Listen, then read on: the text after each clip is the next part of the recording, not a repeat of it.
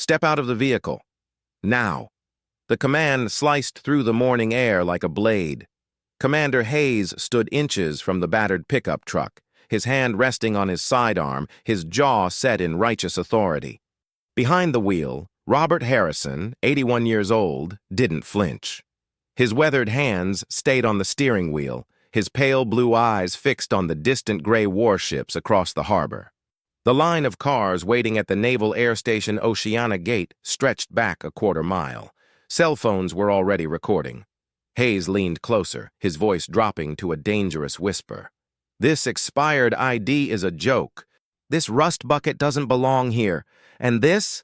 He flicked the small golden badge hanging from Bob's neck. "Some flea market souvenir?" The two junior guards shifted uncomfortably. Something felt wrong. The old man's stillness wasn't confusion. It was control. The kind of control that comes from surviving things most men don't. Hayes smirked at the growing crowd. "In my Navy, everyone has a call sign. What was yours, old-timer? Or did you just sweep floors? Before we continue, if you believe true strength doesn't need to announce itself, type honor below. And tell me where you're watching from. This story of Robert Harrison proves that real legends walk quietly among us. I read every comment." The morning sun climbed higher over Virginia Beach, turning the scene at Gate 3 into a spectacle. Commander Derek Hayes, 34 years old, was the picture of modern naval authority. His uniform was immaculate, his posture parade ground perfect, his confidence absolute. He commanded base security for one of the most critical naval air stations on the East Coast. In his world, protocol was religion, and he was the high priest. Bob Harrison's pickup truck was an insult to that religion. The 1987 Ford had more rust than paint, a cracked windshield held together with duct tape, and a muffler that announced its presence 3 blocks away. To Hayes, this vehicle represented chaos, disrespect, a breach in the sacred order of things. "License and registration," Hayes repeated, his voice rising for the benefit of the crowd. "And an explanation for why you think you can access a restricted federal installation in this condition." Bob reached slowly into his glove compartment. His movements were deliberate, economical, no wasted motion. Hayes noticed, but misinterpreted it as the careful slowness of old age. What he didn't see was the muscle memory of a man who had reached into cockpits while under fire, who had performed emergency procedures at Mach 1.5 while enemy missiles painted his aircraft. The wallet Bob produced was held together with electrical tape. Inside, a military ID so faded the photo was barely visible. The issue date read 1983. The expiration date was 4 decades past. Hayes snatched it, held it up like evidence at a trial. "This expired when I was in elementary school." Laughter rippled through the crowd of waiting motorists. "Sir, I'm going to ask you one more time. What is your actual business here?" Bob's eyes drifted to the badge hanging from a thin chain around his neck. It was small, no bigger than a silver dollar. A golden eagle with wings spread wide, clutching a shield. No unit designation, no numbers, no words. Just the eagle and the shield, worn smooth by decades against his chest. Hayes followed his gaze and laughed outright. "That? Let me guess. Bought it at a surplus store? Maybe a military memorabilia shop?" He turned to his junior guards. "You see this, gentlemen? This is what happens when civilians play dress-up." One of the junior guards, Petty Officer Second Class Marcus Webb, felt his stomach twist. He was 23, fresh from his first deployment. His father had been a naval aviator in Desert Storm. Something about the old man's eyes, the way they seemed to look through Hayes rather than at him, reminded Webb of his father's stories. Stories of men who flew into hell and came back changed. "Commander," Webb said quietly, Maybe you should maintain silence unless addressed, Petty Officer," Hayes snapped. He turned back to Bob. "Final warning. Produce valid credentials or exit your vehicle for detainment." Bob Harrison's weathered hand moved to the badge on his chest. For just a moment, the morning air changed. The sounds of idling engines faded. The humid Virginia heat dissolved into thin, cold atmosphere. He wasn't sitting in a truck. He was strapped into an ejection seat, the canopy of an F-14 Tomcat closing above him. The year was 1986. The mission was classified. The radio in his helmet crackled. "Reaper 1, you're cleared for launch. God help those poor bastards on the ground. They're going to need you." Bob's hand had tightened on the throttle then, just as it tightened on the steering wheel now. The mission that night hadn't been about air superiority or reconnaissance. It had been about 8 men trapped behind enemy lines, with an entire mechanized battalion closing in. 8 men who needed someone to buy them time. Someone willing to fly into a hornet's nest alone and draw every gun in the sky toward himself. He had been that someone. "Well?" Hayes demanded, pulling Bob back to the present. "I'm waiting." The crowd around Gate 3 had grown exponentially. What started as a routine morning commute had transformed into a viral moment in real time. At least 50 people were now out of their cars, phones recording, some live streaming. The comment sections were filling with speculation, outrage, and scattered voices urging caution. Hayes was in his element. This was his moment to demonstrate decisive leadership. "Security, prepare to extract the individual from the vehicle," he announced, his voice projected for maximum effect. The 2 junior guards approached the driver's side door with visible reluctance. Petty Officer Webb's hand trembled slightly as he reached for the handle. That's when he noticed something that made his blood run cold. The old man's forearms, visible below his rolled-up flannel sleeves, were cross-hatched with scars, not the random scars of age or accident. These were methodical, parallel, burns, shrapnel patterns, and on his right wrist, barely visible beneath his watch, was a tattoo so faded it was almost ghostly. 2 words in simple block letters: Death's Door. Webb had seen enough military documentaries, had heard enough stories from his father to know what he was looking at. These weren't the marks of a civilian. These were the earned scars of combat, of survival, of missions that never made it into official records. "Commander," Webb tried again, his voice more urgent. "Sir, I think you should follow orders." Hayes cut him off, then raised his voice to address the crowd. "Ladies and gentlemen, I apologize for this delay. This individual has refused to comply with basic security protocols. For your safety and the integrity of this installation, we are resolving this situation." In the crowd, a woman named Sarah Martinez was watching with growing unease. She was a civilian contractor, but her late husband had been a career Navy man. 20 years of marriage to a fighter pilot had taught her to read the signs. The way the old man held himself, the stillness that wasn't weakness, but rather a predator's patience. The badge he wore that clearly meant something, even if she didn't know what. She pulled out her phone and did something that would change everything. She didn't film. She called. Her brother, Chief Warrant Officer Miguel Martinez, was currently stationed at Naval Air Station Oceana. He picked up on the second ring. "Sarah, I'm in the middle of—" "Miguel, listen. Gate 3. There's an old man being detained. Commander Hayes is about to arrest him. The guy has a Golden Eagle badge, wings spread, black shield, no markings." The line went silent for exactly 3 seconds. When Miguel spoke again, his voice had changed completely. "Stay there. Don't let Hayes touch that man. I'm making a call."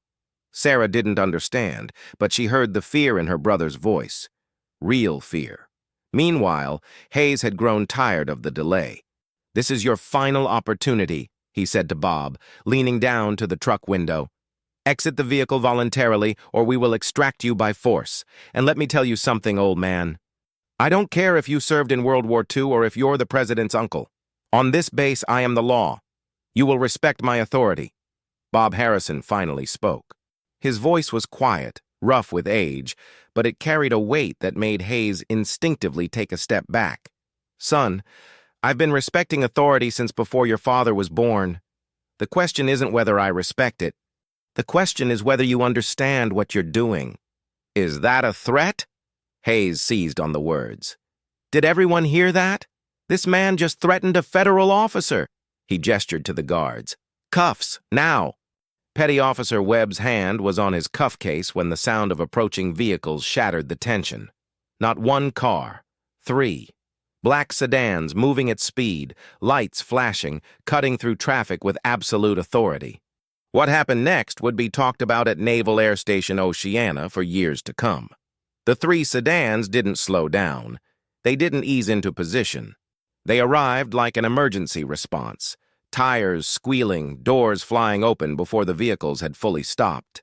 From the lead car emerged Command Master Chief Peterson, the most senior enlisted man on the entire base.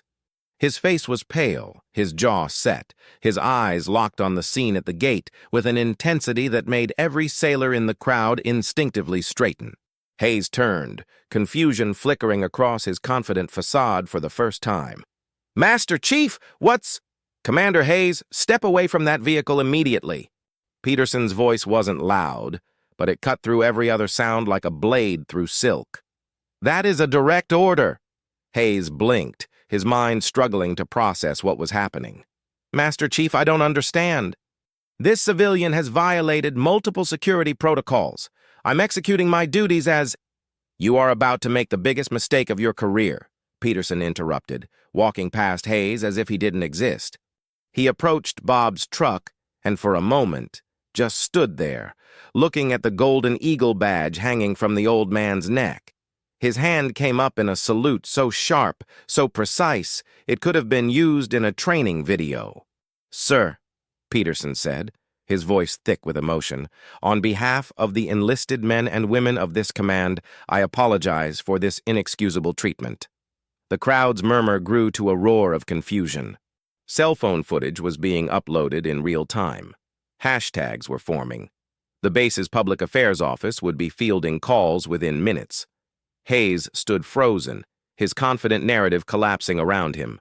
"Master Chief, I demand an explanation. This man has no valid credentials, no—" "That badge," Peterson said, pointing to the golden eagle on Bob's chest, "is not a souvenir. It's not memorabilia. It's a unit designation that officially doesn't exist. The men who wore it flew missions that were never recorded. They saved lives that were never counted. They earned honors that could never be publicly acknowledged."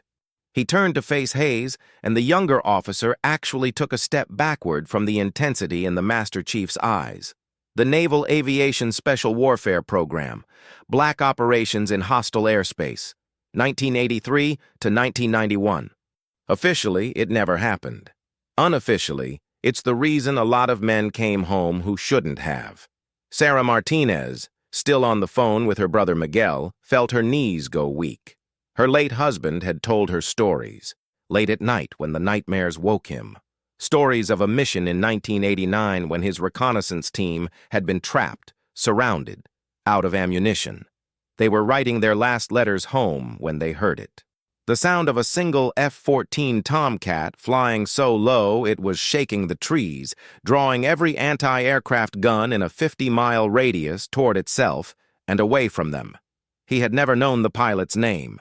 The mission report listed it as routine air patrol. But he had seen the aircraft afterward back at the carrier, counted 23 bullet holes, 3 missile near misses that had scorched the tail assembly black. The pilot had walked away with a handshake and a debriefing that was immediately classified. Her husband had spent 15 years trying to find that pilot. He never did. The man was a ghost. Sarah looked at Bob Harrison sitting calmly in his battered truck, and a terrible, wonderful understanding washed over her. Petty Officer Webb was having his own revelation. The tattoo on Bob's wrist. Death's door. He'd heard that phrase before. It was what the reconnaissance teams called the moment when they were out of options, out of hope, seconds from death. And it was what they called the pilots who flew into that moment and pulled them back. His father had mentioned it once, drunk and crying on Webb's 18th birthday. There are angels, son, real ones. They fly into hell and pull you out. And you never learn their names because if anyone knew what they did, it would start a war. Commander Hayes, watching his carefully constructed authority crumble, made his final mistake. He raised his voice. "I don't care what badge he has or what stories you're telling. He has no valid credentials for this." The roar of an approaching helicopter cut him off. Not a traffic helicopter. A Marine Corps VH-60, the kind reserved for VIP transport. It came in low over the gate, the downwash from its rotors scattering papers and forcing everyone to shield their eyes. It didn't land. It hovered, a clear message of urgency before peeling off toward the main headquarters building. Master Chief Peterson looked at Hayes with something approaching pity. That's Rear Admiral Costa's bird. He doesn't fly unless it's life or death. He glanced back at Bob Harrison. Or unless it's for a man whose call sign he's been told to never forget. Inside the base headquarters, 3 miles from Gate 3, Rear Admiral Richard Costa was moving faster than his staff had seen him move in 5 years. His aide, Lieutenant Commander Phillips, was practically running to keep up, breathlessly relaying information. "Sir, Master Chief Peterson confirms the badge is authentic. Golden Eagle, Black Shield, no unit designation. The individual's name is Robert Harrison. He's 81 years old. The ID he showed security was issued in 1983 and shows him as Lieutenant Commander, Naval Aviation." Costa stopped walking so abruptly that Phillips nearly collided with him. "What did you say his name was?" "Robert Harrison, sir. Goes by Bob." The color drained from Admiral Costa's face. He was 52 years old, a decorated naval aviator with 29 years of service, commander of one of the most strategically important air stations in the world. He had flown combat missions in 2 wars. He had briefed presidents and testified before Congress. And yet, hearing that name, in this context, with that badge, made his hands shake. "Get my car. Get a Marine Honor Guard. Full dress. I want them at Gate 3 in 5 minutes. His voice was hoarse. "Sir, an honor guard requires coordination. We'd need to—" "I don't care if you have to pull them out of a funeral. 4 minutes now. Move!" As Philip scrambled to execute the impossible order, Costa stood alone in the hallway, his mind racing back 30 years.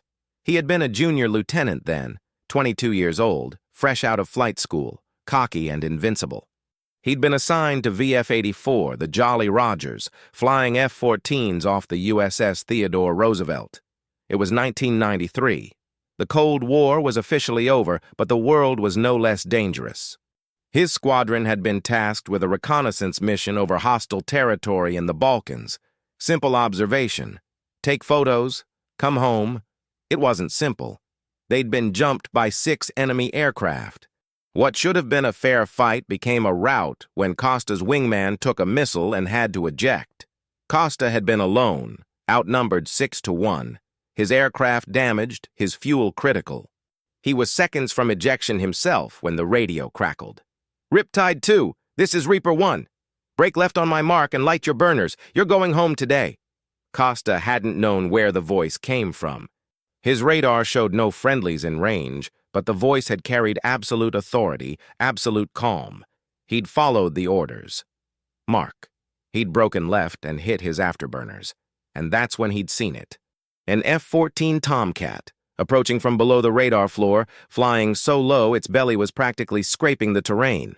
The aircraft had come up behind the enemy formation like a ghost, and what followed was the most beautiful, terrifying display of aerial combat Costa had ever witnessed. Reaper 1 had taken out all 6 enemy aircraft in 90 seconds, not with missiles, which would have shown up on radar and triggered international incidents, with guns, pure dogfighting skill that should have been impossible. The final enemy pilot, trying to flee, had been forced down so low he'd clipped a tree and crashed. Then Reaper 1 had formed up on Costa's wing. "Follow me out. Don't talk. Don't ask questions. This didn't happen." Costa had followed. They'd flown for 40 minutes in complete radio silence. When they finally crossed back into safe airspace, Costa had turned to get a visual on his savior. But the other F-14 was already banking away, climbing back toward the cloud cover. "Reaper 1, say your name. Let me thank you properly." The response had been quiet, final. "You thank me by being the officer your men need you to be. Make it count, kid." Costa had never heard the voice again. The mission report had been classified, then reclassified, then apparently erased. When he'd asked his commanding officer about Reaper 1, he'd been told simply, "There are men in this Navy who do things that can never be acknowledged. If you're smart, you'll never ask again." He'd stayed smart for 30 years, until today. Now, standing in the hallway of his headquarters, Admiral Costa understood something that made his chest tighten. That voice on the radio had been older than the typical fighter pilot. Weathered, rough with experience. It had been the voice of a man who'd seen too much combat, who'd saved too many lives, who'd pushed his aircraft and his body beyond human limits so many times that it had become his normal. It had been the voice of a man who was now 81 years old, sitting in a rusted pickup truck, being humiliated by a commander who didn't know he was standing in front of living legend. Admiral Costa started walking again, faster now. He had to get to that gate. He had to salute the man who'd saved his life before some fool made an irreversible mistake. At Gate 3, Commander Hayes was making his last stand. Despite Master Chief Peterson's presence, despite the arrival of the Marine helicopter, he was convinced he was right. In his mind, this was about protocol, about security, about maintaining the good order and discipline that kept a military base functioning. Master Chief, with all due respect, I don't care what unit this man claims to have served in. Without valid current credentials, he cannot access this installation. That's not my rule. That's federal law. Peterson's response was interrupted by the sound of approaching vehicles. Multiple vehicles. The crowd parted as a convoy of 3 more black sedans arrived. These ones preceded by military police motorcycles with lights flashing. From the center vehicle emerged the Marine Honor Guard. 4 Marines in dress blues, white gloves, ceremonial rifles held at present arms. They formed a precise line between the crowd and Bob Harrison's truck. Hayes felt his confidence waver for the first time. What is happening? Master Chief, what the hell is going on? The final sedan's door opened and Rear Admiral Costa stepped out. He was in his service dress uniform, his ribbons a rainbow of combat decorations and service medals. His face was set, jaw clenched, eyes blazing with an intensity that made everyone in the immediate vicinity instinctively fall silent. He walked directly to Bob Harrison's truck. The Marines snapped to attention. Master Chief Peterson saluted. The crowd of sailors, recognizing their base commander, came to attention as best they could in civilian clothes. Admiral Costa stopped at the driver's side window. For a long moment, he just looked at Bob Harrison. The old man met his gaze with those pale blue eyes, and something passed between them. Recognition, respect, the acknowledgement of a debt that could never truly be repaid. Then Admiral Costa, a 2-star flag officer with command authority over thousands of personnel and billions of dollars in assets, rendered the sharpest, most precise salute of his entire career. "Reaper 1, he said, his voice carrying across the silent crowd. "It's an honor, sir. A true and profound honor." Bob Harrison slowly returned the salute. His hand shook slightly with age, but the movement was crisp, correct, ingrained by decades of muscle memory. "Admiral," he acknowledged quietly. Costa held the salute for a 5 count, then dropped his hand. He turned to face the assembled crowd, his voice rising to address them all. "I'm going to tell you all something that you will never forget. Something that will make you understand exactly how badly you've misread this situation." He pointed to Bob's badge. "This eagle is not a souvenir. It's a unit designation for the Naval Aviation Special Warfare Program. From 1983 to 1991, a small group of pilots flew classified missions that officially never happened. They provided air support for operations that couldn't be acknowledged. They rescued personnel from situations that were too sensitive for standard combat search and rescue. They flew alone, often unarmed beyond their guns, into hostile airspace to buy time for men on the ground. The crowd was utterly silent now. Even the traffic noise from the distant highway seemed to have faded. "These pilots," Costa continued, his voice thick with emotion, "had call signs that were never written in official logs. They flew aircraft that showed up as maintenance status in the records. When they died, which happened far too often, they died in training accidents or equipment malfunctions. Their families were told lies. Their comrades couldn't speak their names." He turned back to Bob. "This man's call sign was Reaper 1. He flew 237 classified combat missions. He saved the lives of over 400 personnel. He was shot down twice and evaded capture both times. He earned the Navy Cross 3 times, but it was never presented because the missions couldn't be acknowledged. He was recommended for the Medal of Honor, but it was classified above top secret. Admiral Costa's voice cracked slightly. And 30 years ago, when I was a 22-year-old lieutenant who was about to die over the Balkans, he saved my life. He flew into a 6-on-1 dogfight, alone, and cleared the sky in 90 seconds. Then he escorted me home and disappeared before I could even thank him properly. He turned to face Commander Hayes, who had gone pale as death. And today this hero sat quietly in his truck while you mocked him, while you threatened him, while you prepared to arrest him for the crime of driving an old vehicle and wearing a badge you were too ignorant to recognize. The silence stretched on for 10 seconds. 20. Hayes stood frozen, his world collapsing. Everything he'd built his identity on, his authority, his certainty, his protocol, had been revealed as hollow in the face of true service, true sacrifice, true honor. "Commander Hayes," Admiral Costa said, his voice now cold as Arctic ice, "you are hereby relieved of your command, effective immediately. Master Chief Peterson will escort you to my office. You will surrender your badge and sidearm. Your conduct will be reviewed, and your fitness for continued service will be determined. Do you understand?" Hayes couldn't speak. He could only nod. The viral moment at Gate 3 didn't end with Commander Hayes' humiliation. It transformed into something else entirely. Something unprecedented in the modern age of military protocol and social media saturation. Admiral Costa opened the door of Bob Harrison's truck and, with visible deference, offered his hand to help the old pilot out. Bob moved slowly, his joints stiff from sitting, but his bearing was unmistakable now. Everyone could see it. The way he stood, the way he scanned the environment, automatically checking sight lines and exit routes, the way his eyes, despite their age, remained sharp and assessing. He was 81 years old, but in that moment, the crowd saw past the weathered skin and white hair. They saw the 27-year-old pilot who'd flown into hell armed with nothing but skill and courage.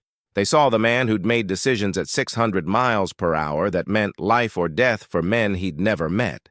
They saw Reaper 1. The Marines came to attention. Their ceremonial rifles came up in a rifle salute. Master Chief Peterson called the base to attention, and every sailor in uniform within sight snapped into position. Admiral Costa addressed the crowd again. "Let me tell you about one mission. Just one, because there are 236 others I don't have clearance to discuss, and one more that's still classified at a level I can't even confirm exists." He gestured to Bob. 1989. Operation Stalwart Sentry, though that name won't appear in any database you can access. A reconnaissance team, 8 Navy SEALs, were trapped 30 miles behind enemy lines. They'd completed their mission, photographed enemy positions, but they'd been compromised. An entire mechanized battalion, over 400 enemy soldiers were closing in. The team had maybe an hour before they were overrun. The crowd leaned in. Sarah Martinez felt tears streaming down her face, understanding now that this was the story her husband had told her. This was the mission. This was the pilot. Standard doctrine said it was too risky.